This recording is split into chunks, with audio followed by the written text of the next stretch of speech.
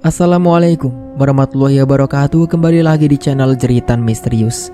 Apa kabar kalian semua? Semoga sehat selalu dan semoga diberi kelancaran dalam segala urusannya. Di kesempatan kali ini saya akan membawakan sebuah cerita yang berjudul Bekerja dengan temanku yang ternyata sudah meninggal. Bagaimana dan seperti apa kelengkapan ceritanya? Tentunya tak usah berlama-lama, langsung saja kita masuk ke ceritanya.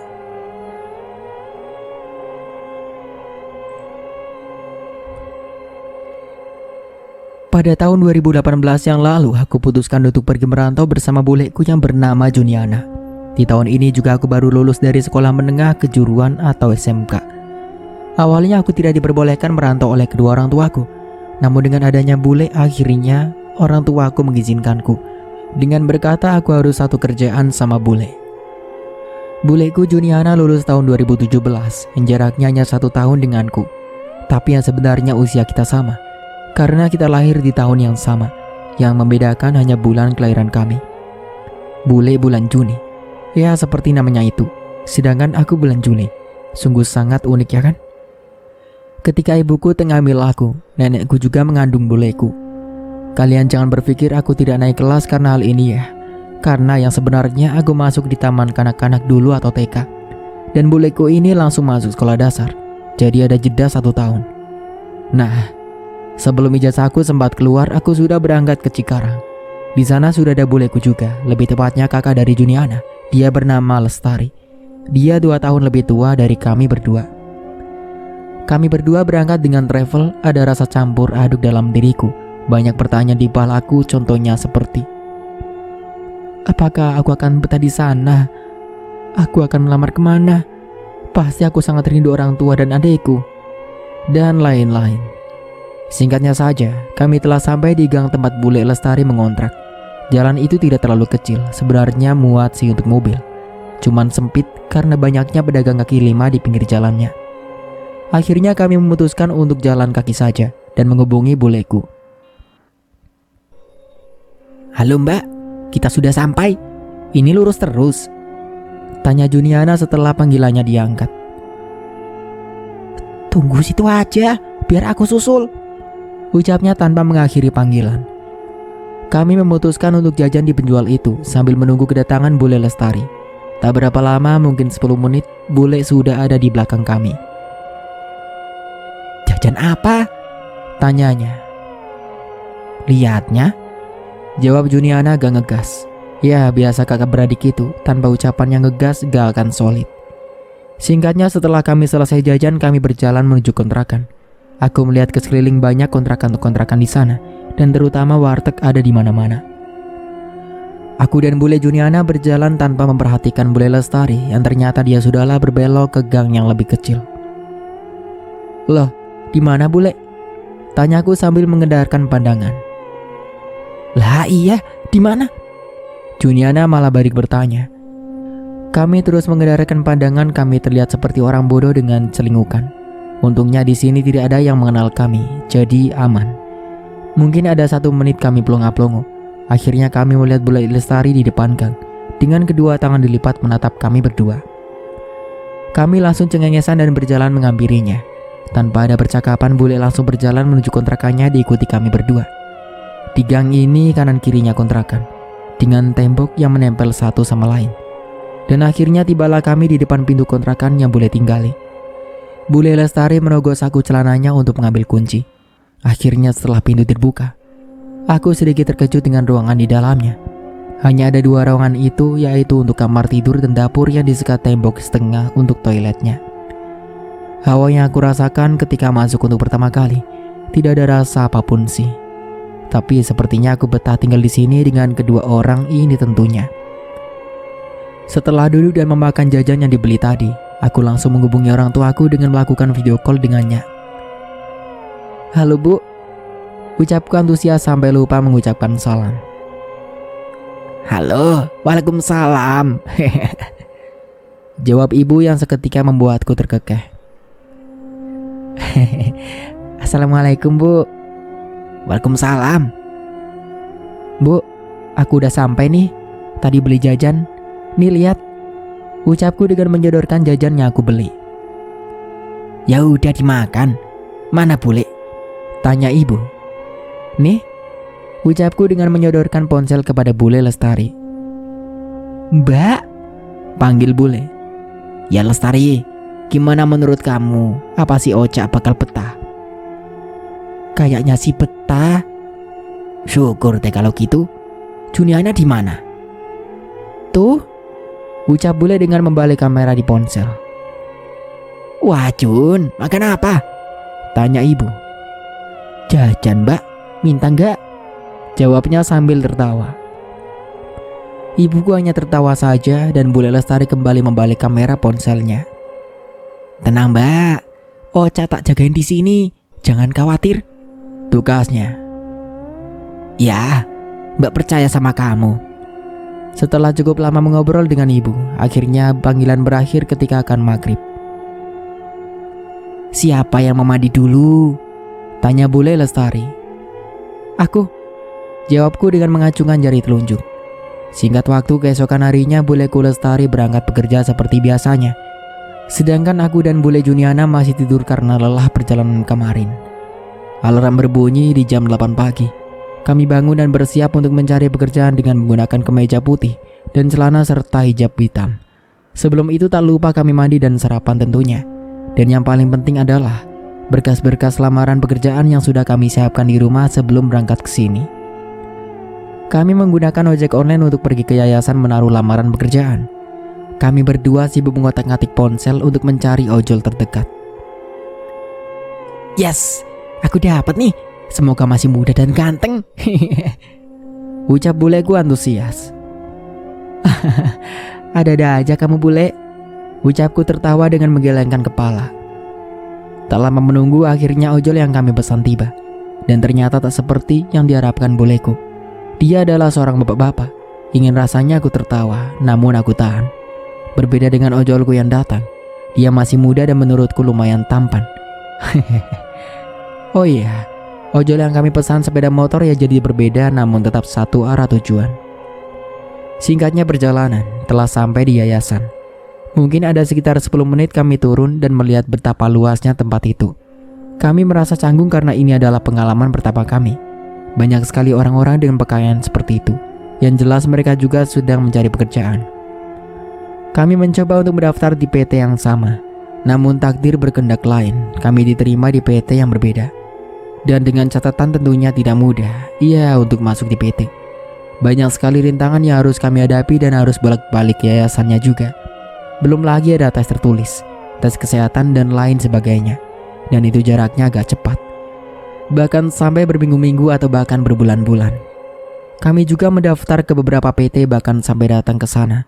Namun belum diterima. Aku singkat saja agar ceritaku ini tidak membosankan. Bagi kalian yang sedang mencari pekerjaan atau berproses di PT, pasti tahu rasanya gimana. Oke. Jadi singkatnya setelah kami selesaikan semua proses, aku telah dijadwalkan untuk berangkat minggu depan di PTB. Ya sebut saja begitu karena aku tak ingin menyebutkan nama PT tersebut untuk menghindari hal-hal yang tidak diinginkan. Sedangkan buleku 2 minggu lebih lama dariku panggilannya, karena prosesnya juga lebih banyak daripada aku. 1 minggu kemudian, aku merasa sangat bersemangat. Karena ini adalah hari pertama aku bekerja, aku bangun jam 5 dan karena alarm bule Lestari juga. Kami mandi bergantian dan melakukan sholat juga bergantian. Bule Juni juga bangun tapi cuman untuk sholat, habis itu tidur lagi. Sedangkan kami berdua buat sarapan. Setelah selesai kami pun makan bersama. Kamu udah tahu PT-nya di mana, Sa? Tanya bule Lestari. Udah kok bule, kemarin sempat diantar oleh pihak yayasan, ucapku. Hati-hati ya nanti.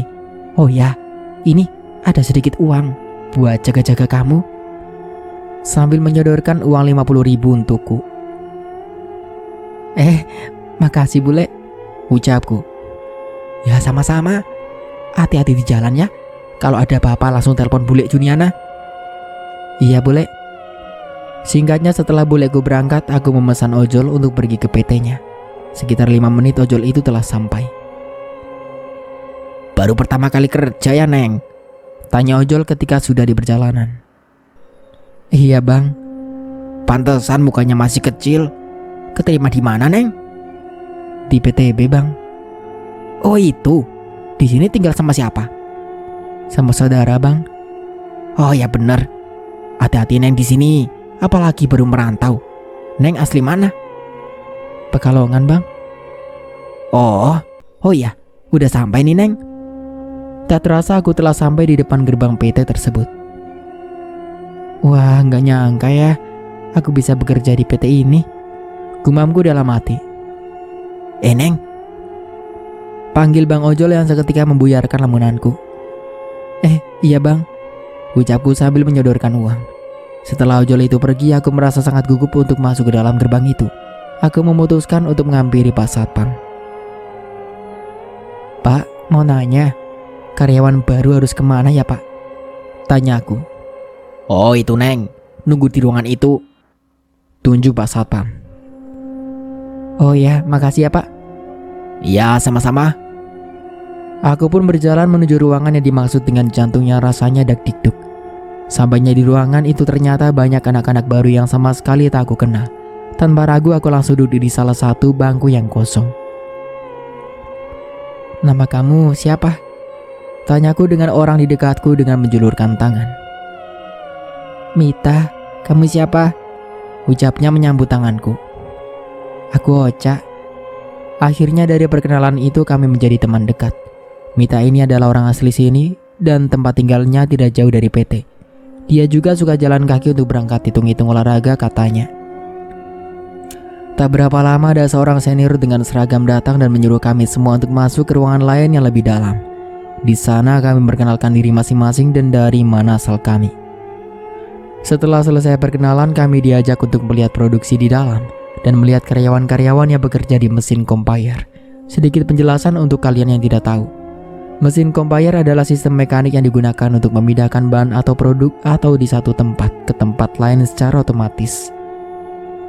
Setelah kami diperlihatkan proses pembuatan dari awal sampai akhir, akhirnya kami ditempatkan di masing-masing posisi itu untuk melihat senior-senior lain yang sedang bekerja.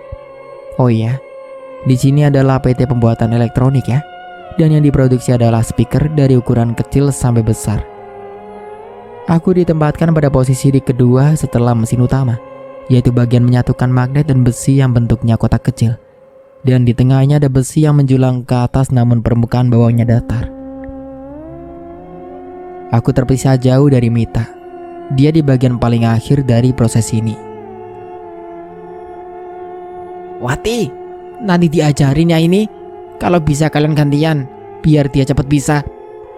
Ucap leader kepada perempuan yang sedang bekerja di posisi itu.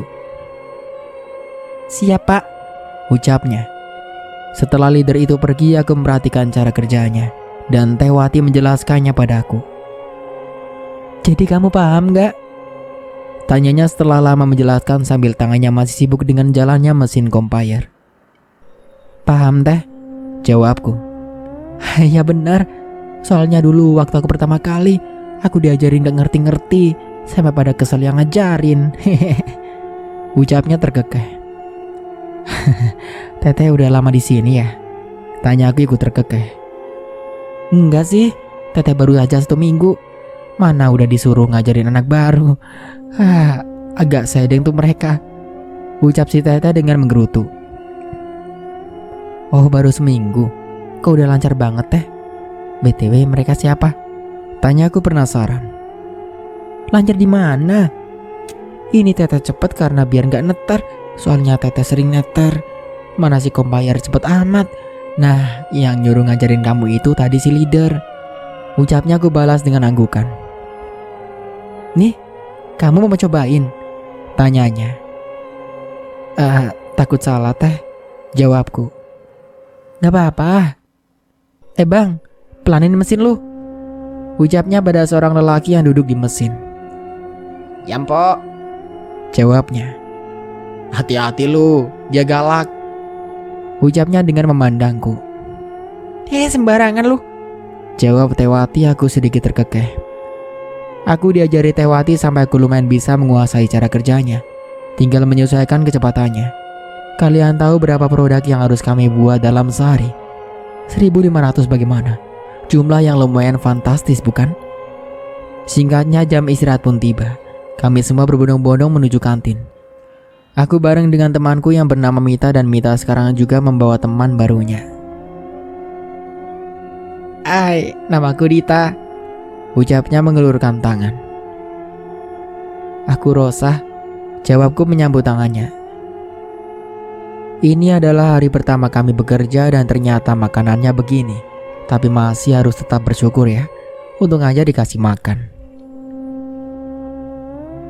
Kayaknya gak kenyang aku, ucap Mita. Sama, ucap kami berdua. Boleh gabung gak? Tiba-tiba ada satu senior yang gabung dengan kami. Boleh teh, silakan, ucap kami bertiga. Setelah makan siang selesai, kami pun menuju musola Petu untuk melaksanakan sholat. Singkatnya jam masuk pun sudah tiba. Kami semua pun masuk untuk melanjutkan pekerjaan. Aku dan anak baru lainnya bergantian dengan senior yang mengajari kami hingga pada saat pukul 3 sore. Kami pun dipanggil untuk ke ruangan. Di sana kami pun ditanyakan ukuran seragam yang kami kenakan. Setelahnya kami disuruh untuk kembali ke line untuk melanjutkan pekerjaan sampai jam 4 sore. Tapi sebelum itu kami diberi break 10 menit untuk sholat asar. Singkatnya hari pertama kerja pun selesai dan tiba saatnya di hari kedua. Dengan masih seperti biasa aku naik Grab untuk berangkat pulang. Hari ini masih sama seperti hari kemarin, menggunakan seragam hitam putih. Dan kalian tahu, hari ini kami anak baru sudah diberi tanggung jawab untuk mengerjakan bagian kami masing-masing seperti apa yang kemarin kita pelajari. Dan dengan hasil yang tidak ditarget, karena kita semua masih baru. Hari ini berjalan normal dengan senior yang asik diajak ngobrol sambil bekerja. Itu pun saat gak dipantau leader. Awalnya semua terasa baik-baik saja sampai akhirnya di break sholat asar ada pengumuman dikasih tahu bahwa ada lemburan sampai jam 9 termasuk anak baru. Jadi habis break sholat asar kita lanjut kerja sampai jam 6 baru istirahat lagi 40 menit buat makan dan sholat. Dan tentunya makan ditanggung pihak PT. Kita dikasih pop mie buat makan. Setelah aku selesai makan dan sholat, aku memutuskan untuk ke toilet sendirian. Semuanya baik-baik saja, gak ada yang janggal. Sampai akhirnya ada bunyi di toilet paling ujung. Jadi ada beberapa toilet di sana yang berjajaran dengan pintunya masing-masing, dan yang paling belakang itu bunyi gelutak-gelutuk kayak orang lagi pakai toilet gitu. Tiba-tiba hening. Aku pun keluar dari toilet dan menuju wastafel.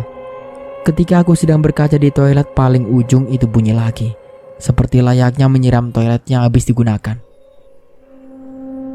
Penasaran siapa yang pakai? Gumamku sendiri sambil menunggu siapakah sosok yang akan keluar dari sana.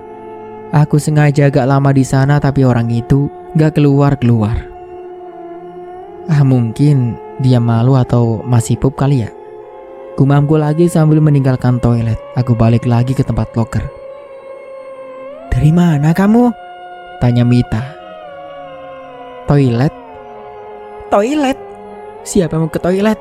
Aku ikut, ucap Teh Widi tiba-tiba di sampingku. Aku yang habis ke toilet sendiri, bukan mau ke toilet Teh, jawabku. Kamu berani ke toilet sendiri? Tanyanya. Ya beranilah Teh, emang kenapa? Tanyaku menyelidik. Nanti aja deh ceritanya. Anterin aku ke toilet yuk, mau gak? Tanyanya. Yuk, sekalian Teh, aku mau pipis, sambung Dita. Iya Teh, Mit, ikut gak? Ajakku. Enggak, di sini aja. Akhirnya kami bertiga pun pergi ke toilet bersama. Setelah Teh Widi keluar dari WC, dia pun cuci tangan di wastafel.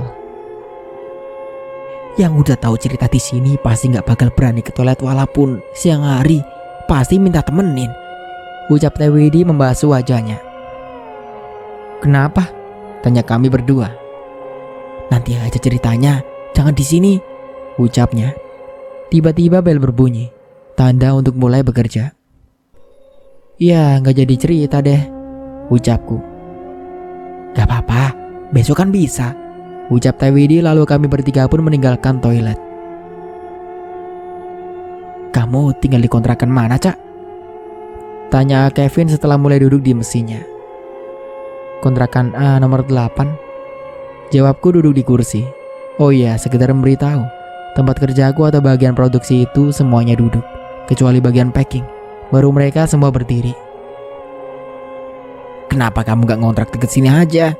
Biar bisa jalan kaki. Pasti kamu kesini naik Grab kan? Iya, kok tahu? Ya iyalah, kebanyakan anak yang baru masuk naiknya Grab. Oh, aku kan tinggal sama bulekku.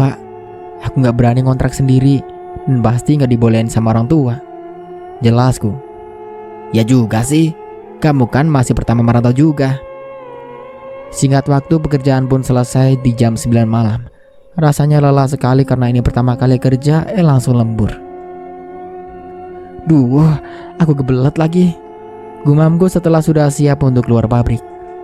Aku memutuskan untuk pergi ke toilet sendiri lagi. Karena selain tidak mau merepotkan orang lain, aku juga termasuk orang yang pemberani.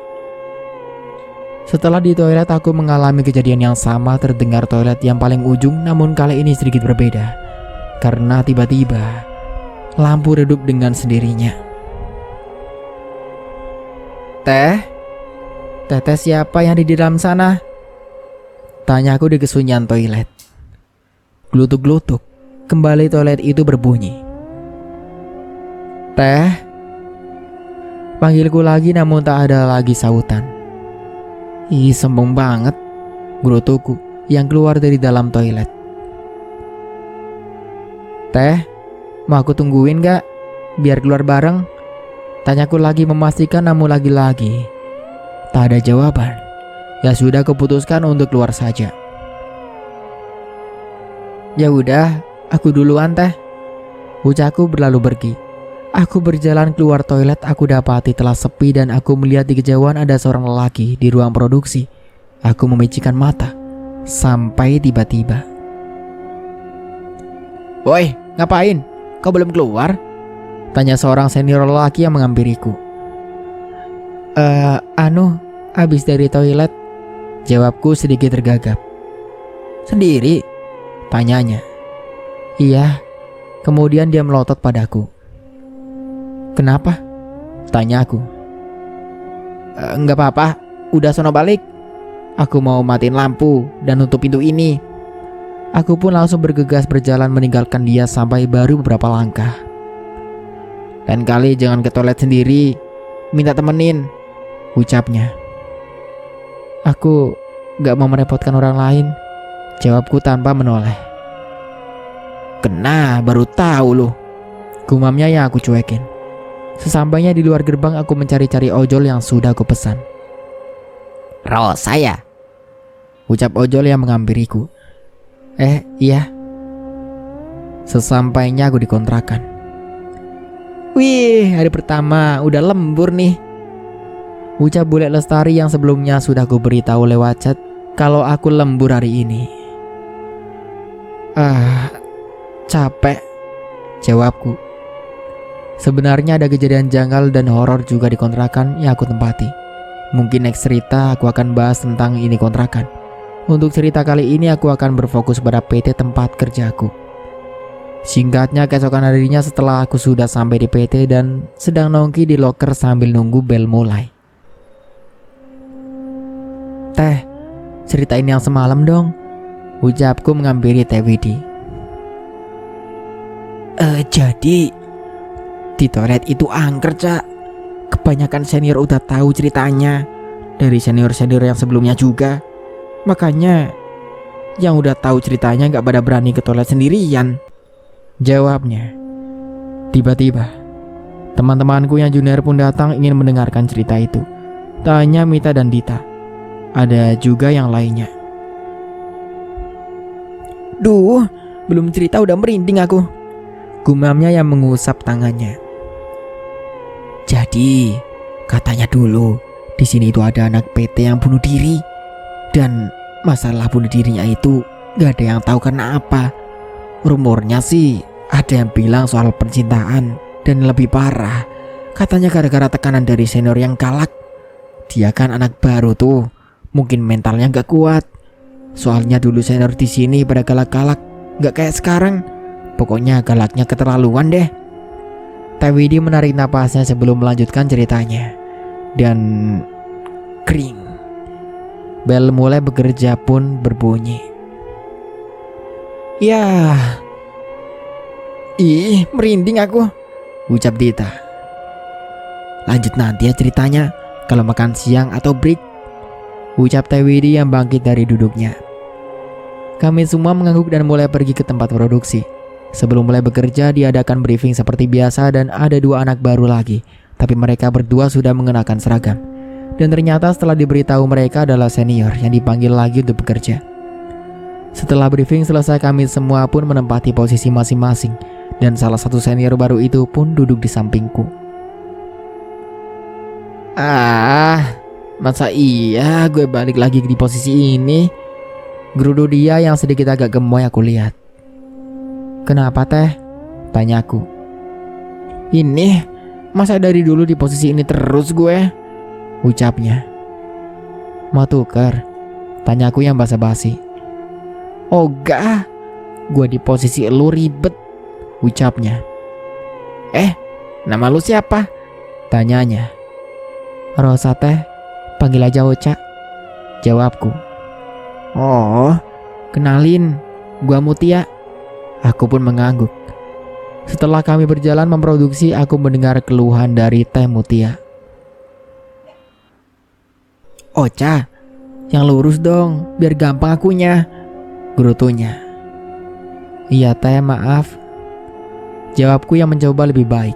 Tak berapa lama dia pun mengeluh lagi. Lemnya jangan sampai ke tengah, Ocha. Iya Teh, maaf. Dan sampai beberapa kali dia mengeluh hal-hal baru. Padahal waktu aku bareng Teh Sri yang di sampingku waktu kemarin, dia tidak pernah mengeluh. Lu yang bener dong, biar gak susah, keluhnya lagi. Ku balas dengan anggukan. Anjir, bawel banget, keluhku dalam hati. Sampai akhirnya break pun tiba. Kenapa Cak? Pasti gara-gara si Mutia ya? Tanya Teh Widi. Aku hanya mengangguk. Dia emang orangnya gitu dari dulu. Padahal kerja ada tugasnya masing-masing, tapi mau enaknya aja, ucapnya. Oh, tapi kok udah dipanggil lagi sih? Ya nggak tahu, mungkin gara-gara akrab sama atasan. Walah, ya udah, aku ke toilet dulu deh, ucapku lalu berdiri. Mau dianterin nggak? Tanyanya. Nggak usah Teh. Ya udah, hati-hati. Aku mengangguk dan berlalu pergi. Seperti biasa di toilet, aku mendengar seperti itu lagi di toilet paling mojok. Karena aku masih kesal, lalu aku hampiri toilet itu. Siapa di dalam? Ucapku. Dan lagi-lagi tak ada jawaban dari toilet. Selain aku dan orang ini ada di dalam yang entah siapa. Aku masih berdiri di depan pintu toilet itu. Dan kembali terdengar suara seperti menyiram. Udah, tanyaku lagi tapi tak ada jawaban. Akhirnya keputuskan untuk mengetuk pintunya. Baru 1 kali ketukan ternyata pintu tak terkunci. Alhasil pintu agak sedikit terbuka. Dengan nekat karena penasaran, aku pun membuka pintu itu pelan-pelan. Takut kalau ada senior di dalamnya. Pintu pelan terbuka dan dek. Tidak ada siapapun di sana. Toilet duduk itu pun tertutup. Padahal biasanya kan terbuka. Banyak sarang laba-laba juga di toilet itu. Gak ada siapapun. Lalu yang menyiram toilet ini siapa? Gumamku dalam hati. Melihat itu nafasku sedikit tersengal. Hening tak ada suara apapun. Sampai akhirnya glutak-glutuk. Toilet yang menutup itu berbunyi. Aku menurutkan kening. Apa ada hewan di sana? Gumamku dalam hati lagi. Kembali toilet itu berbunyi membuatku penasaran. Entah kenapa saat itu aku tidak merasa takut sama sekali. Aku putuskan untuk membukanya. Dan dek. Tiba-tiba aku alami senam jantung. Tidak ada siapapun di sana. Aku pun menghela nafas dan berjalan pelan meninggalkan toilet itu. Baru 3 langkah tiba-tiba aku mendengar pintu toilet di belakangku tertutup sendiri, dibarengi suara wanita yang samar. Anjir, gumamku langsung pergi meninggalkan toilet. Singkatnya break telah selesai dan kembali memasuki ruang produksi. Kembali aku mendengar ocehan dari Teh Mutia. Aku kesal, akhirnya aku putuskan untuk mengobrol sedikit dengan Kevin. Panggilku. Ya, kenapa Cak? Tanyanya. Kemudian aku menceritakan hal yang barusan terjadi. Seriusan kamu? Gak ada rasa takut? Tanyanya penuh keheranan. Aku hanya menggeleng kepala. Lain kali jangan sendiri Cak, buat jaga-jaga. Aku tahu kamu pemberani, tapi lebih baik berhati-hati tahu. Daripada makin panjang dia menasihati, aku yakan saja, namun tetap dalam hatiku tidak akan mengajak orang lain jika ke toilet. Singkat waktu, jam istirahat pun telah tiba. Teh Widi kok gak kelihatan ya? Gumamku. Pasti penasaran sama kelanjutan ceritanya ya? Tanya Mita. Iya nih, kepo banget aku. Kami pun makan berenam ditemani teman-teman yang lainnya lagi. Ada Teh Desi dan Teh Sri juga Teh Mutia. Singkatnya kami pun selesai makan. Ayo sholat, ajakku. Semua menjawab sedang tidak sholat, kecuali Dita. Akhirnya aku dan Dita pun berjalan menuju musola. Kami antri berwudu di sana. Nanti anak baru disuruh ke ruangan buat ambil seragam, kata senior yang sedang antri berwudu juga. Oh iya kak, kataku. Namamu siapa? Tanya senior setelah Dita pergi berwudu dulu. Oh Caka, jawabku menjabat tangannya. Kenalin, aku Dika. Salam kenal ya, ucapnya dengan senyuman. Ketika ini orangnya putih, wajahnya baby face yang menurutku orangnya manis juga. Sejak perkenalan itu kita jadi lebih akrab. Walaupun dia udah kertap di sini karyawan tetap, tapi dia orang yang tidak sombong. Setelah selesai sholat tinggal menunggu bel bunyi. Dan seperti biasa, kita nongkrong di loker sampai tiba-tiba. Cak, panggillah Kevin. Aku mengangkat kepalaku. Sini, panggilnya. Aku mengiyakan dan bangkit dari tempat dudukku. Ada apa? Tanya Dita. Aku hanya mengangkat bauku, menandakan aku tidak tahu. Ada apa sih, A? Tanyaku setelah berjalan bersamanya menuju ruang produksi. Sini, bantuin diperan, katanya yang menuju ada produk-produk yang perlu diperbaiki. Kok aku doang sih? Mana yang lain? Tanyaku. Udah kerjain dulu. Ini kan ujian dari kamu, ucapnya. Itu kan gara-gara A juga yang kasih lem miring-miring. Lah, kenapa kamu gak bilang? Ketusnya sambil tangannya mulai mengerjakan di peran. Kalau bilang A-nya marah, jawabku tak mau kalah. Ya gak marah lah. Alah, gak marah apanya, ketusku. Ya maaf, bawel banget kamu. Udah kerjain cepat, jawabnya. Kami pun sibuk mengerjakan peran itu dengan menggunakan cutter. Kalau yang keras direndam dulu, jangan dipaksain, ucapnya. Aduh, pekiku. Nah kan, dibilangin ngeyel, kena kan sekarang, jawab Kevin yang langsung menggantikan kerjaannya.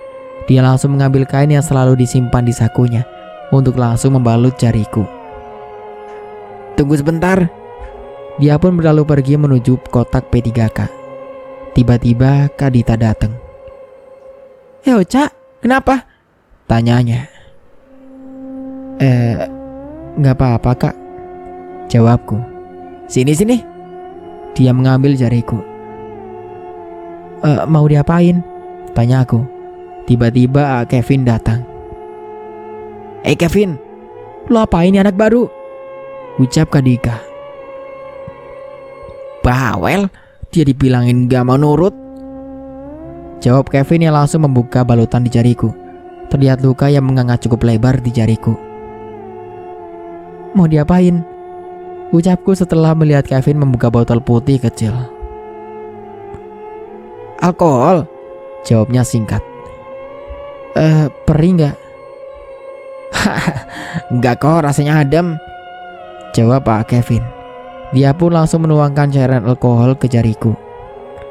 Aduh, aku langsung menarik tanganku dan mengibas-ibaskannya. Rasanya sangat sakit sekali, berbeda jauh dengan ketika disiram dengan air biasa. Perinya itu langsung sungguh luar biasa. Si Kevin, perinya minta ampun tahu pakai alkohol, ucap Dika geleng-geleng kepala. Daripada infeksi luka dia, balas Kevin. Sini, ucap Kevin kepada aku. Mau diapain lagi? Jawabku. Kevin terlihat mengeluarkan Hansaplast dan langsung menarik jariku untuk kemudian dia plester lukaku. Makasihnya mana? Ucapnya, aku hanya diam dan meliriknya. Dasar, ucap Kevin. Bel pun berbunyi dan semua anak yang lain masuk ke ruang reproduksi. Wih, rajin amat kalian, ucap salah satu senior yang lain. Dika pun terlihat senyum dan berlalu meninggalkan line kami. Singkat waktu break sholat asar pun tiba. Aku segera turun ke bawah untuk melaksanakannya. Saat aku tengah berwudu, tiba-tiba, Masya Allah, ucap Dika saat aku tengah berwudu. Lah kok tiba-tiba dia di sini? Batinku. Udah cantik, rajin lagi, ucapnya memuji. Alah, mulut-mulut buaya nih, batinku lagi. Aku hanya tersenyum dan berlalu pergi. Setelah selesai, aku pun naik ke atas lagi seperti biasa, untuk nongkrong di loker tentunya. Teh Widi, sini, ucapku melihatnya yang tengah berjalan menuju loker. Dia langsung mengurungkan niatnya ke loker dan langsung menghampiriku. Teh, ceritain kelanjutannya dong, ucapku padanya. Oh iya, sampai lupa. Sampai mana kemarin? Tanyanya. Sampai senior yang galak itu, jawabku. Oh iya, jadi kamu tahu nggak dia bunuh dirinya di mana? Mata dia menyelidik menatapku. Aku dia dan mengangkat kedua alisku. Di toilet cewek yang paling ujung, jawabnya yang membuat mulutku seketika menganga. Nah, makanya toilet itu kan udah gak digunain, lanjutnya. Kok gak digunain? Tanyaku.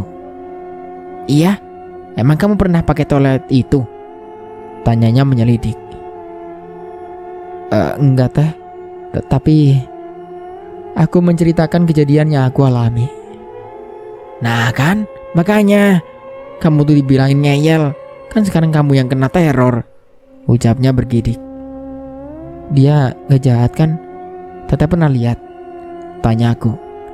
Dia amit-amit, jangan sampai lihat. Jahat enggaknya teteh gak tahu, tapi dulu sering ada yang kesurupan di sini. Makanya kamu hati-hati ya, jangan sampai itu terjadi sama kamu. Dan ya, apalagi saat datang bulan, itu rawan. Jelasnya padaku. BTW, itu bunuh dirinya pakai apa teh? Tanyaku. Simpang siur sih kebenarannya apa. Ada yang bilang pakai cutter, ada yang kecapean, ada yang bilang gara-gara sakit. Mendengar itu aku pun manggut-manggut. Aduh ya ampun, aku kan disuruh ke ruangan buat ambil seragam, ucapku menepuk jidatku. Hayo loh, ya udah sana, ucap Tewidi. Aku pun langsung bergegas menuju ruangan yang dimaksud. Dan sesampainya aku di sana ternyata sudah banyak anak-anak yang lain. Setelah seragam dibagikan, kami pun menyimpannya di loker. Setelah itu kami mulai melanjutkan pekerjaan.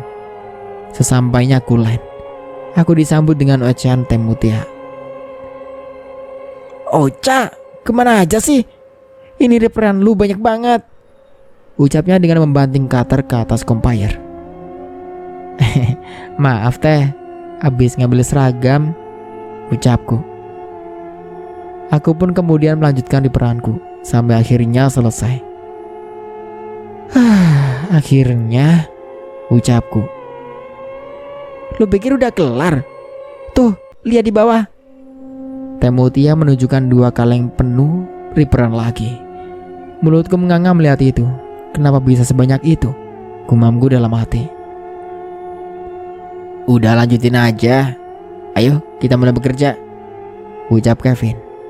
Tak berselang lama leader pun datang menuju line kami. Hayo lu Rosa, kena marah lu. Riperan lu banyak. ucap Teh Mutia. Kemudian aku melihat Kevin yang sedang buru-buru menyembunyikan di peran. Kevin, Ucap leader yang berada di depan Kevin. Hening. Kenapa pak? Tanya Kevin. line ini lembur ya? Kamu mau lembur kan? Tanyanya. Oh, siap itu pak, jawab Kevin. Lembur lagi, keluhku dalam hati. Padahal badan rasanya udah pegel-pegel. Rosa, ada kendala nggak? Tanyanya. Nggak ada pak, aman, kataku. Oh bagus. Mut, cek ya kerjaan Rosa. Kalau ada apa-apa, tegur aja langsung. Ucapnya berlalu pergi. Oke pak, jawab Mutia. Singkatnya lagi ketika istirahat jam 6 sore, kami semua kembali diberikan pop mie untuk makan. Cak, beli somai yuk, ajak Teh Desi tiba-tiba. Di mana? Tuh, dia menunjuk ke arah luar gerbang. Kami berdua pun berjalan bersama untuk membelinya. Si Rosa lagi, ucap Teh Mutia yang sudah berada di sana. Sejak saat itu kami bertiga menjadi akrab dan bisa dibilang CS. Untuk Dita dan Mita masih berteman juga, namun mereka sedikit menjauh karena tak suka dengan Teh Desi. Singkatnya, setelah selesai makan dan sholat, seperti biasa aku ke toilet dan dengan keadaan yang sepi dan aku sendirian. Padahal baru diceritain yang horor dari Teh Widi tadi siang, tapi aku rasanya ceritanya tidak membuatku takut. Permisi Teh, ucapku sesampainya di toilet. Aku mencoba menyapa sosok yang ada di toilet yang paling ujung. Teteh jangan nakutin ya, kalau mau berteman gak apa-apa kok, ucapku ketika sedang berkaca di wastafel. Apa kalian meragukan ceritaku ini? Tidak, ini nyata. Aku memang mengatakan hal itu. Aku memang tertarik dengan dunia seperti itu dan aku ingin punya teman. Punya teman hantu, aneh bukan? Singkat waktu jam lemburan pun telah usai. Badan rasanya pegal sekali. Ingin rasanya langsung rebahan. Yuk cak, bareng, ucap Kak Dika dengan motornya di hadapanku. Maaf kak, aku udah pesan ojol, ucapku. Batalin aja, emang udah sampai. Mana ojolnya? Tanyanya. Bentar lagi kak, aku kasihan kalau mau dibatalin, ucapku beralasan supaya tidak pulang bareng dengan Kak Dika, yang padahal aku belum menemukan ojol.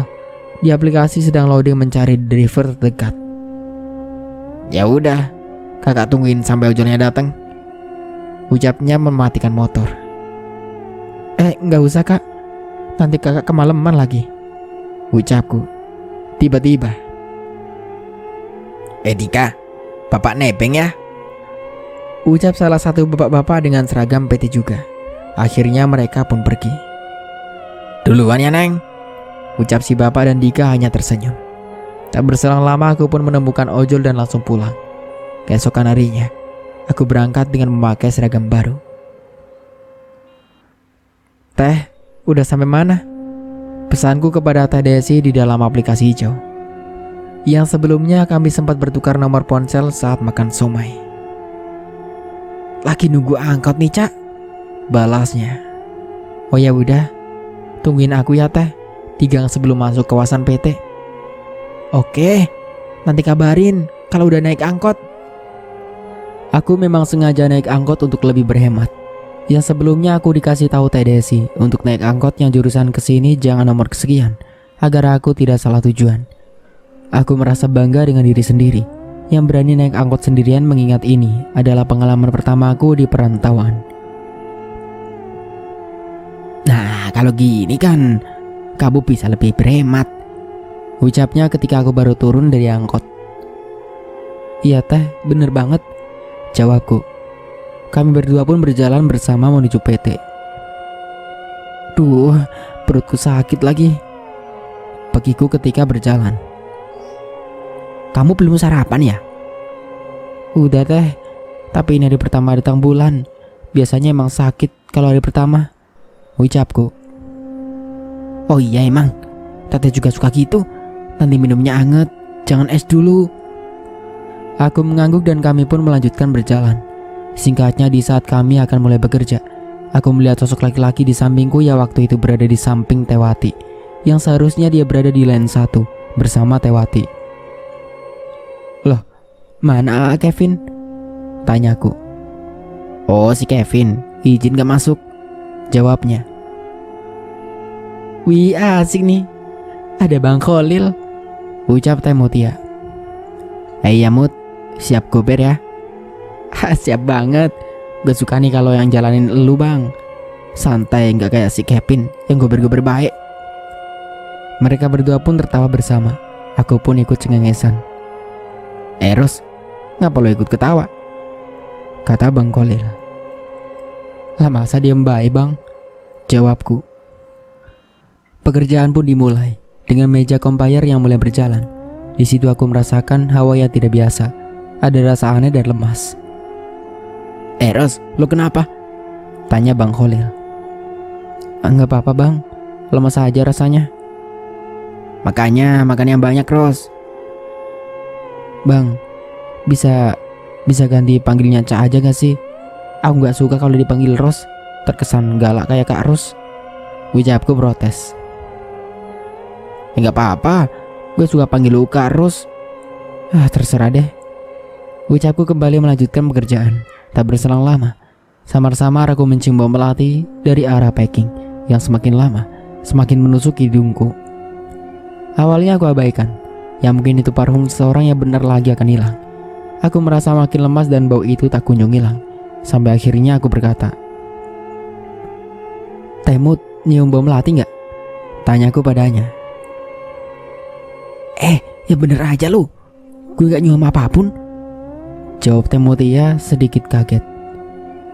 "Beneran teh, baunya kenceng banget," keluhku. Bang, si Rosa nih katanya nyium bau melati, ngeri gue," ucap Teh Mutia. Yang bener lu Ros, hati-hati lu." "Badanku lemes bang," ucapku. Bahaya nih Mut, lu mau istirahat dulu gak?" tanyanya. "Enggak bang, masih kuat kok." "Jangan kelamun lu, cepet baca ayat pendek sama istighfar." Aku pun hanya mengangguk. Selama bekerja, Bang Kholil dan Teh Mutia memanggilku untuk memastikan aku tetap baik-baik saja. Ros, masih bau melati gak?" tanya Bang Kholil. Aku hanya mengangguk. "Perasaan kita gak nyium bau apapun ya Mut," ucapnya. Jadi yang mencium bau melati ini hanya aku saja. Aku teringat kata-kata dari Teh Widi. Kalau wanita yang sedang datang bulan lebih rawan, aku pun terus bersifar memastikan diriku baik-baik saja. Tak berapa lama, mataku terpejam, semua jadi gelap. Aku tidak merasakan apapun, tapi posisiku masih terduduk. Sampai akhirnya, "Ros!" aku mendengar teriakan Bang Kholil dan Teh Mutia. Membuat aku langsung membuka mata. Aku bingung dan langsung menatap Bang Kholil. "No lihat, masa lu neter?" ucap Bang Kholil yang lalu turun dari mesin. Aku hanya diam dan melihat di depan meja kembayarku. Banyak yang aku teterkan. Bukannya gercep membantu, aku masih terbengong saja akan kejadian yang terjadi barusan. Aku berpikir apa mungkin aku tertidur atau aku akan pingsan, tapi gak jadi. Dan aku pun menyadari bau melati itu telah hilang. "Woi, bantuin, malah bengong lu," ucap Teh Mutia. Aku hanya diam dan mulai membantunya. "Lu kenapa sih Ros?" tanya Bang Kholil. Aku mengembuskan nafas kasar. Ditanya tuh jawab," keluh Teh Mutia. "Gak apa-apa bang, cuman ngantuk aja," jawabku. "Makanya Ros, jangan begadang mulu," ucap Bang Kholil yang naik ke mesinnya lagi. "Ya maaf ya, udah buat neter," jawabku. Kami pun mulai melanjutkan pekerjaan. Aku mencoba sebisa mungkin tetap terjaga. Sambil bel istirahat pun bunyi. "Ayo Cak, makan," ucap Teh Desi. Teteh duluan aja. Aku mau ganti pembalut dulu," ucapku. "Oh, mau temenin gak?" "Gak usah Teh, aku cuma sebentar. Nanti langsung nyusul Teteh. Oh iya, aku nitip satu boleh?" es kopi. Ucapku padanya memberikan uang. Oke deh, sama bakso nggak? Tanyanya. Boleh teh. Setelah itu aku pun menuju loker terlebih dahulu. Oca, nggak makan? Tanya ke Kak Dika yang tiba-tiba di belakangku. Nanti kak. Jawabku yang membuka kunci di loker. Mau makan bareng? Tanya kakak Dika lagi. Sebelum aku sempat menjawab, terlihat seorang wanita senior yang masuk dan menghampiri kakak Dika. Mereka berdua pun menjauh dariku dan mengobrol di kursi. Aku menghiraukan mereka saja, lalu mengambil pembalut di loker dan bergegas ke toilet. Ya ampun, sepi banget, gumamku. Aku pun masuk ke salah satu toilet. Dan seperti biasa gangguan dari sosok itu lagi. Seperti bunyi toilet, dan kali ini aku mendengar seperti dia keluar dari toilet dan berjalan ke depan pintu toiletku. Jangan ganggu teh. Maafin aku kalau punya salah, gumamku sendiri. Aku merasakan kalau dia tengah berdiri di depan pintu toiletku. Aku pun tak menghiraukannya sampai aku belum selesai. Kemudian aku membuka pintu. Bismillah. Setelah pintu terbuka, tak ada siapapun di sana. Aku pun mengendus kesal dan keluar dari toilet. Aku berjalan dengan membalas pesan dari Tedesi hingga tak aku perhatikan langkahku sampai akhirnya. Aku hampir terjatuh ketika aku dapati aku menabrak seseorang. Apa kalian bisa menebaknya? Ya, itu adalah Kak Dika. Dan ini seperti adegan di drama Korea. Ketika aku menabrak dan hampir terjatuh, dia pun memegangiku. Kami menatap satu sama lain beberapa detik, hingga akhirnya Kak Dika melepaskanku. Maaf, Cak. Bukan maksudku. Ucapan Kak Dika terpotong. Nggak apa-apa kak, makasih ya. Ucapku berlalu pergi. Aku tersenyum-senyum sendiri di perjalanan menuju kantin. Pandangan Kak Dika selalu melintas di pikiranku. Singkatnya, setelah istirahat, kami pun mulai mempersiapkan diri untuk mulai bekerja kembali. Di sela pekerjaan aku melihat Kak Dika datang menghampiriku dengan tersenyum. Aku pun balik tersenyum. Kak Dika hanya menatapku tanpa berbicara, membuat aku jadi grogi melakukan pekerjaanku. Lu ngapain sih di situ Dika? Rusak mood gua aja, ucap Temutia. Lah, gue lagi liatin Ocha kerja, ucapnya dengan kedua tangan dilipat ke depan. Jangan macem-macem lu, udah sono pergi. Mentang-mentang si Rosa anak baru lu. Ingat yang ono no, ucap Temutia. Dika pun hanya tersenyum dan berlalu pergi. Yang ono, dia udah punya pacar, gumamku dalam hati. Hati-hati lu sama dia, ucap Temutia. Kenapa teh? Sebelum Temutia menjawab, ada leader menghampiri line kami. Lama dia di sana hingga aku lupa akan pertanyaanku. Singkatnya jam break pun tiba. Aku langsung lari ke toilet karena tak mau menunggu, sebab kalau break seperti ini akan banyak yang datang ke toilet. Di saat aku akan tiba di toilet, tiba-tiba bruk, aku jatuh tersungkur hingga daguku mengenai lantai sampai tergores hingga kulit luarnya mengelupas. Perih rasanya, tapi lututku juga sakit atas insiden yang terjadi. Aku perlahan-lahan bangun dan untungnya tak ada orang yang melihatku terjatuh. Kalau ia bisa malu aku. Selain merasakan sakit, aku juga berpikir, kenapa bisa tiba-tiba kayak ada kaki yang sengaja menyandungku?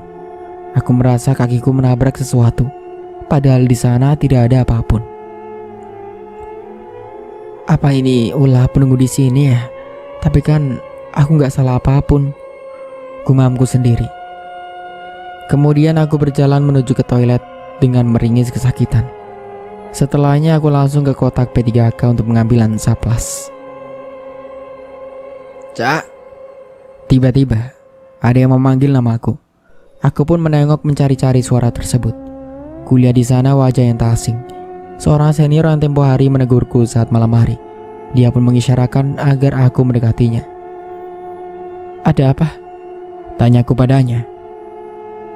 Akhir-akhir ini aku sering lihat Dika kayak deketin kamu, ucapnya tiba-tiba yang membuatku kaget. Lalu kenapa? Tanyaku. Aku Aku cuman mau ngasih tahu kamu, sebaiknya kamu jauhin dia. Sontak aku tambah makin bingung. Apa alasannya? Tolong coba jelaskan. Apa dia udah punya pacar? Tanyaku dengan memicingkan mata. Lebih dari itu, ucapnya. Aku pun melongo. Kamu pernah lihat kan senior cewek yang putih itu sering bareng sama Dika di sela-sela break atau istirahat? Sambungnya kembali. Oh iya, aku ingat. Dia pacarnya? Iya, dia pacarnya. Dan mereka hubungan diam-diam agar tidak ketahuan. Ya iyalah, diam-diam. Kan di PT nggak boleh pacaran, ucapku, yang sedikit merasa kecewa dengan kebenaran ini. Tapi aku mencoba biasa saja. Iya, aku tahu itu. Tapi ini lebih dari apa yang kamu bayangin. Sebenarnya Dika itu udah punya istri dan anak yang usianya baru 8 bulan. Apa? Dia sudah punya istri? Lalu apa yang dia lakuin selama ini? Dan iya, dia juga punya pacar. Lalu bagaimana dengan nasib anak dan istrinya? Aku terdiam memikirkan itu semua. Makanya aku kasih tahu kamu supaya kamu jauhin dia, agar kamu tidak terseret ke hubungan gila itu. Kamu masih baru di sini. Nanti kamu pasti lebih gampang dimanfaatin si Dika, karena Dika tahu kamu masih polos, ucapnya dengan menatapku. Makasih ya kak, aku udah dikasih tahu, ucapku dengan menundukkan kepala. Tak kusangka wajah Dika yang baby face itu udah nikah dan dia termasuk golongan yang tidak setia dengan memanfaatkan wajahnya itu. Udah ya, mulai sekarang jauhin dia, gak usah respon dia. Jangan mau juga dianterin pulang, ucapnya. Aku pun mengangguk. Oh iya, maaf ya, udah negur kamu tempo hari. Kenalin, aku Akbar, ucapnya dengan mengulurkan tangan. Aku menyambut tangannya dengan berkata, udah tahu nama aku kan? Ucapku. Iya, banyak senior yang tahu kamu gara-gara si Dika deketin kamu. Aku merasa malu akan hal itu. Tiba-tiba bel berbunyi dan Kak Akbar pergi meninggalkanku untuk menuju ke lain dia. Singkatnya, setelah aku pulang dan dikontrakan, aku menelpon orang tuaku dan menceritakan semua yang terjadi di PT, kejadian horor yang menimpaku di sana. Dengan ini akhirnya ayahku mencari tahu tentang apa yang terjadi sebenarnya. Ayah berzikir di malamnya setelah aku menelpon dengan sebelum bertanya dengan Pak Ustadz. Dan hal yang tak terfikirkan dan di luar nalar terjadi. Ketika tengah malam ayahku sedang berzikir di ruangan tempat sholat dan ibuku sudah tertidur di kamarnya dengan adekku. Pintu kamar diketuk dengan pelan. Ibuku yang sedang tertidur pun mendengar ketukan itu samar-samar dan mencoba membuka matanya perlahan. Ibuku tiba-tiba mencium bau melati yang sangat kuat. Pintu kembali diketuk dengan pelan. Ibu menatap pintu kamar itu dengan seksama, sampai tiba-tiba ada sosok yang menembus pintu kamar dan melayang dengan sangat cepat menghampiri ibuku yang menatapnya. Sosok itu memiliki rambut yang panjang dengan gaun merah dan wajahnya saling berhadapan dengan ibu. Seakan sosok itu ingin memakan ibuku. Kata ibu, wajahnya pucat dengan mata yang menatap ibu tajam. Katanya, kalau sosok berbaju merah itu biasanya disebut kuntilanak merah itu akan jahat dan mungkin baunya juga busuk. Tapi sosok ini berbau melati. Saat bertatapan dengan ibu pun, baunya benar-benar melati yang menusuk hidungnya. 2 detik kemudian ibu pun berteriak membangunkan adikku yang masih berusia 6 tahun itu. Sosok itu pun menghilang menyisakan bau melati di kamar. Tak berselang lama ayah datang ke kamar. Dia datang ke sini, Bu, ucap ayah yang mengedarkan pandangan. Baunya masih di sini, lanjutnya. Ibu pun menceritakan hal yang barusan terjadi dengannya. Ayah tak mendengar karena mungkin dia sedang fokus dengan zikirnya. Dan jarak kamar dengan ruangan sholat tersekat 2 ruangan. Kayaknya dia gak terima dengan kita yang tadi membicarakannya. Bahkan dia juga memberitahu tentang dirinya dengan Pak Ustadz, ucap ayah. Singkat waktu esok pun tiba. Ayah kembali ke rumah Pak Ustadz untuk menanyakan perihal yang terjadi semalam. Dia memang datang semalam, Tapi dia cuman ingin berkenalan juga, terutama dengan putri kalian. Ucapnya dengan setelah ayah menceritakannya. Rosa, tanya ayah. Ya, dia sempat mengalami pingsan dan mencium bau melati, bukan? Sebenarnya dia ingin masuk ke tubuh putrimu, tapi tidak bisa karena kau membawakan sesuatu yang selalu putrimu bawa. Sosok itu penasaran dengan putrimu. Kenapa putrimu tidak takut dan sempat mengajaknya bicara di toilet, bukan? Itu sebabnya sosok ini penasaran dengan putrimu. Lalu kejadian saat putrimu jatuh. Sebenarnya dia tidak berniat jahat. Cuman putrimu tersandung gaunnya karena sosok itu selalu mengikuti putrimu. Jelas Pak Ustadz, panjang lebar. Apa dia bahaya? Tanya ayah. Tidak, justru dia melindungi putrimu di sana. Melindungi? Ucap ayah dengan mengerutkan keningnya. Ya, bisa dibilang seperti itu. Dia cuma ingin berteman saja. Penjelasan Pak Ustadz yang membuat ayahku lega. Aku akan berkomunikasi padanya agar tidak selalu mengikutinya, sambung Pak Ustadz. Jadi, benar kan? Ini sungguh di luar nalar. Bagaimana bisa sosok di Cikarang itu sampai ke rumahku yang berada di Pekalongan? Itulah sebagian kecil yang terjadi, dan masih banyak hal di luar nalar di dunia gaib lainnya. Balik ke cerita.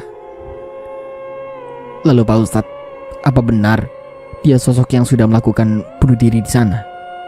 Tanya ayah. Ya, benar itu dia. Tapi dia hanyalah jin korin dari gadis yang bunuh diri itu. Dan saking lamanya dia tinggal di sana, dia jadi berubah dengan penampilannya sekarang. Dulu sosoknya masih pakai seragam PT dan sering menangis. Jelas Pak Ustadz. Setelah cukup puas berbicara dengan Pak Ustadz, ayah pun pulang dan menceritakan ini kepada ibu. Singkatnya, setelah aku pulang bekerja, ayahku menelpon dan menceritakan hal yang ayah tahu dari Pak Ustadz kepadaku. Aku pun sekarang mengerti dan mencoba untuk jadi teman yang baik untuk sosok yang aku beri nama Melati. Ya, walaupun aku tak bisa melihatnya, namun aku sering memanggil dan berbicara sendiri di toilet. Melati tidak meresponku, namun aku tahu dia mendengarkan ceritaku. Sampai pada di suatu hari, entah kenapa padahal aku tidak melakukan salah apapun dan sudah menuruti kata kakak Akbar untuk menjauhi Dika. Tiba-tiba, saat aku sendirian di loker, pacar Kak Dika menghampiriku. Lu yang namanya Rosa ya? Iya kak, jawabku. Lu jangan coba-coba deketin si Dika ya. Dika itu punya gue. Lu tuh apa sih? Apa juga yang Dika lihat dari lu? Ucapnya memandangku dari atas sampai bawah. Kemudian dia memegang bahuku cukup erat dan mendekatkan wajahnya ke wajahku. Awas ya, kalau sampai gue lihat lu sama Dika lagi. Ucapnya dengan sedikit mendorongku dan berlalu pergi. Ya ampun, nenek lampir. Siapa juga yang mau sama pacar kamu? Lagian situ ngapain? Mau sama suami orang? Gerutuku sendiri. Singkat waktu, sore pun tiba dan kali ini tidak ada lembur, yang alhasil bisa pulang cepat. Hari ini aku pulang dengan Mita dan Dita. Kami berjalan keluar dari gedung PT dengan menuruni anak tangga. Sampai tiba-tiba, ada yang kesurupan, gumam Teh Desi. Hah? Siapa? Tanya kami bertiga. Itu si Siska, ucap Teh Desi berlalu pergi. Siska siapa? Tanyaku pada Mita dan Dita. Siska itu loh, senior yang putih itu, ucap Mita. Putih? Yang katanya pacar Kak Dika? Tanyaku mengerutkan kening. Hah? Mereka pacaran? Mita terkaget. Loh, kenapa sih Mit? Begitu amat kagetnya, kata Dita. Si Dika kan udah punya istri, ucap Mita yang membuat Dita makin kaget. Oh, jadi si Mita udah tahu, gumamku dalam hati. Kenapa dia pacaran kalau udah punya istri? Ucap Dita melotot. Namanya juga buaya, celotuku. Ya udah, kesana yuk, sambungku dan mengajak mereka untuk melihat. Terlihat sudah banyak kerumunan di sana. Dan tentunya aku melihat Dika yang memegang tangan Siska. Di sana, Siska berteriak-teriak dan menggeliat-geliat sampai hijabnya terlepas dari kepalanya yang memperlihatkan rambutnya yang pirang. Aku janji tidak akan mengganggunya lagi. Tiba-tiba, Siska berteriak dan mengucapkan itu. Jangan-jangan yang merasuk itu Melati. Kan tadi sempat si Siska kelabrak aku di loker, pikirku. Sakit, aku janji tak akan mengganggunya lagi, teriaknya kembali. Kemudian ada salah satu bapak-bapak yang juga bekerja di sana memegang kepala Siska yang terlihat mulutnya berkemat-kamit. Siska masih saja berteriak-teriak.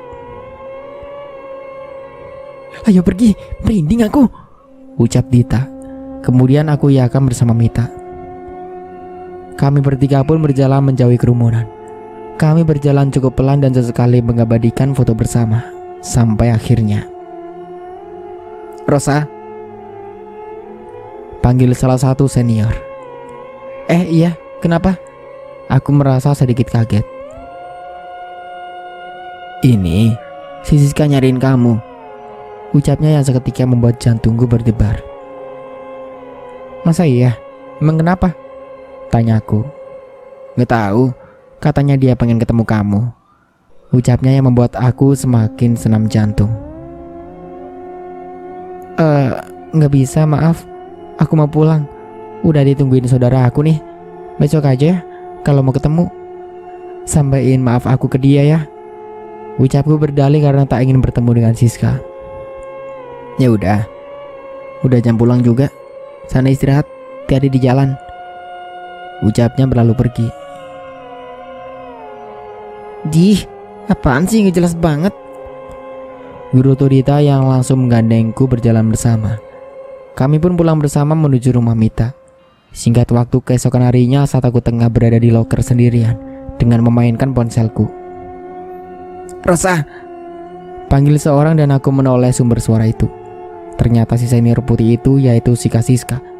Dia berjalan mendekatiku dan kemudian duduk di dekatku. Aku memandangnya dengan tatapan bingung. Aku minta maaf ya atas kejadian kemarin. Mungkin sikapku terlalu berlebihan dengan kamu, ucapnya tiba-tiba dengan meraih tanganku. Iya kak, ucapku terbata yang masih bingung dengan sikap dia. Dia hanya tersenyum dan kemudian berlalu pergi, membuat kebingunganku makin parah. Tak berapa lama aku lihat Tewedi masuk dan menghampiriku. Habis ngapain ya? Tanya Tewedi. Aku pun menceritakan yang terjadi barusan, yang sebelumnya Tewedi juga tahu atas pengelabrakan Siska tempo hari.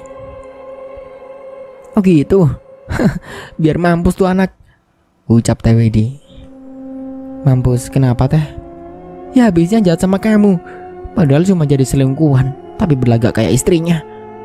Semoga saja cepat dilabrak tuh Siska sama istri Dika. Guru tuanya kesal.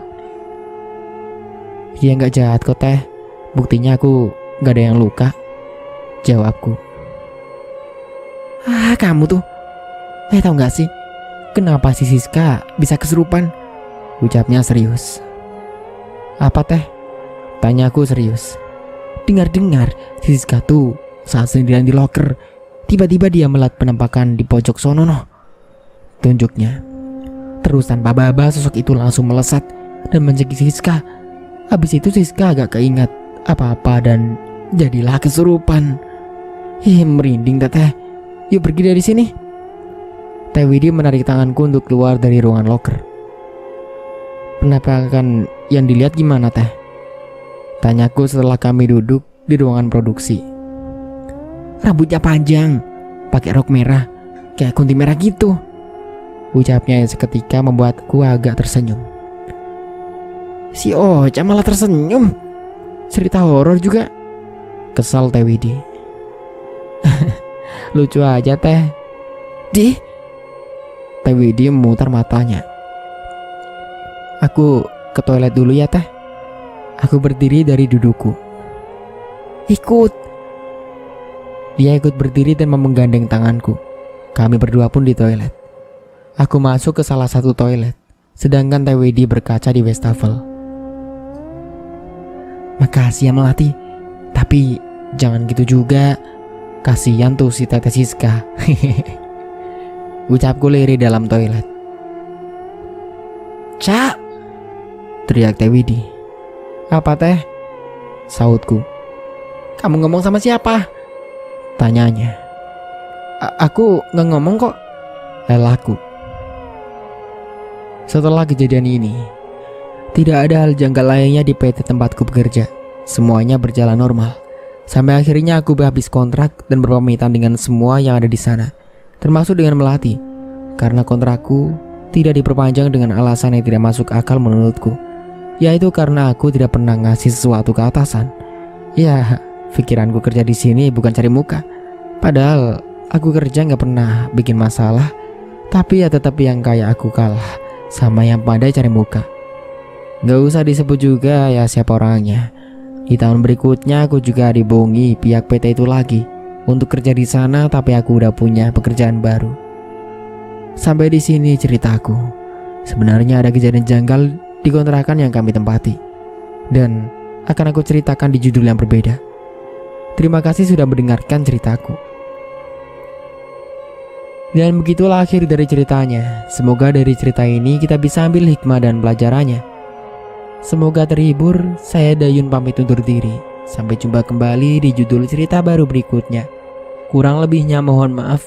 Wassalamualaikum warahmatullahi wabarakatuh.